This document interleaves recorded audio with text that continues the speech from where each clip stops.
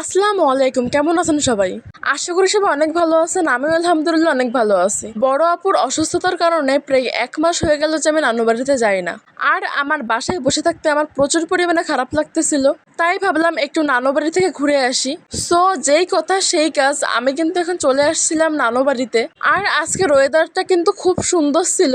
আমি কিন্তু প্রতি সপ্তাহে একবার হলেও নানু বাড়িতে যাই, কিন্তু আমার বড় আপু অসুস্থতার কারণে আমার নানু বাড়িতে যাওয়া হচ্ছিল না। আর আজকের আকাশটা কিন্তু একটু মেঘলা মেঘলা ছিল, যে কারণে পরিবেশটা অনেক সুন্দর ছিল। আর নানু বাড়িতে আসার পরেই কিন্তু একদম পুরো আকাশ পুরো কালো হয়ে গেছিল। আর এই কয়েকদিন যে এত পরিমাণের গরম পড়ছিল, একটু বৃষ্টি না হলে কিন্তু এই গরম কোনোভাবেই কমবে না। আর আমার কিন্তু নানু বাড়িতে এসে অনেক ভালো লাগতেছিল। বাসায় একা একা বসে থাকার থেকে নানু বাড়িতে এসে মজা করা অনেক ভালো। আমার আব্বু আম্মু সবাই কিন্তু আমার আপুর কাছে, আমি শুধুমাত্র বাসায় একা একা পড়ে আছি। যাই হোক, এটা কিন্তু আমার নানা ভাইয়ের অনেক বড় একটা মুরগির খামার। আর এটা কিন্তু পোলট্রি মুরগির খামার। আর একটু পরে কিন্তু বৃষ্টি শুরু হয়েছিল। আর আমার যে এত পরিমাণের মজা হচ্ছিল যে বলার মতো না। চারপাশের পরিবেশটা কিন্তু পুরো ঠান্ডা হয়ে গেছিল। আর বৃষ্টি হওয়াতে কিন্তু গরমের থেকেও একটু স্বস্তি পাওয়া গেছিল।